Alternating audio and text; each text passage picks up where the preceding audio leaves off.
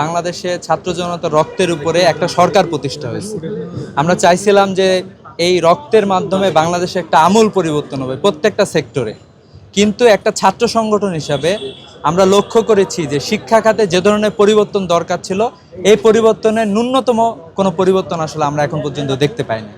আমরা দেখতে পাচ্ছি আগের সময়ে যেরকম একটা অব্যবস্থাপনা ছিল, এখন পর্যন্ত এরকম অব্যবস্থাপনা চলতেছে।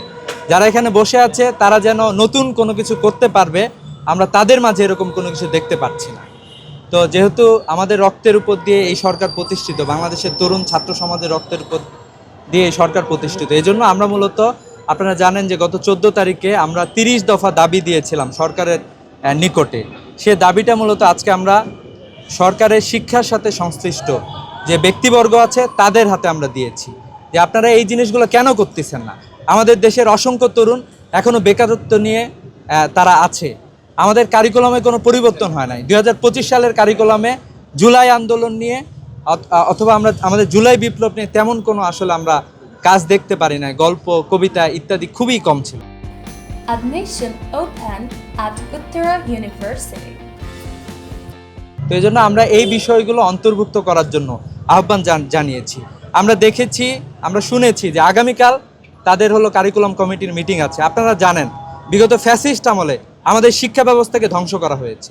আমাদের গল্প, কবিতা ইত্যাদির মাধ্যমে আমাদের জাতির রিপ্রেজেন্ট করে এরকম বিষয়গুলো এখানে খুব কম ছিল। তো এই জন্য আমরা বলেছি যে এই জায়গাগুলোতে পরিবর্তন দরকার, আমূল পরিবর্তন দরকার, আমাদের শিক্ষা কাঠামোতে পরিবর্তন দরকার, ছাত্র শিক্ষকদের যে সুযোগ সুবিধা থাকা দরকার, এই সুযোগ সুবিধারও অনেক পরিবর্তন দরকার।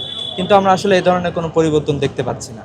তো এই বিষয়গুলো শিক্ষা সংশ্লিষ্ট ব্যক্তিদেরকে আমরা মূলত আজকে আমাদের যে 30 দফা আছে ইসলামী ছাত্র শিবিরের, সে 30 দফা তাদের নিকট পৌঁছে দিয়েছি। এবং আমরা প্রত্যাশা করছি আগামী বছরে আমরা এই 30 দফার আলোকে বাংলাদেশ শিক্ষা ব্যবস্থার যে কাঠামো, বিভিন্ন ধরনের আমাদের পরামর্শ আছে, এগুলো সরকার গ্রহণ করবে। এই জন্য মূলত আমরা আমাদের 30 দফাটা দেখি। আমরা তাদের নিকট পৌঁছাইছি, তারা বলছে যে হ্যাঁ, এগুলো আমরা চিন্তা ভাবনা করতেছি। কিন্তু তাদের সাথে কথাবার্তা বলে মনে হয়েছে যে তাদের আসলে ওইরকম খুবই আন্তরিক প্রচেষ্টা, এটা আসলে মনে হয়েছে এটাতে তাদের ঘাটতি আছে। এটা আমাদের কাছে মনে হয়েছে। আমরা তাদেরকে বলছি যে আপনারা এগুলো রিথিঙ্ক করবেন। রক্তের উপরে দাঁড়াই আপনারা ক্ষমতায় গিয়েছেন, অথবা আপনারা এখন আছেন, দায়িত্বে আছেন। তো এই জন্য আমরা তাদেরকে বলেছি যে আপনারা এই পরিবর্তনগুলো নিশ্চিত করবেন। আমাদের যে দাবিগুলো আছে, আমাদের কেন্দ্র সভাপতির আসার কথা ছিল, কেন্দ্র সভাপতি আরেকদিন আসবেন ইনশাআল্লাহ।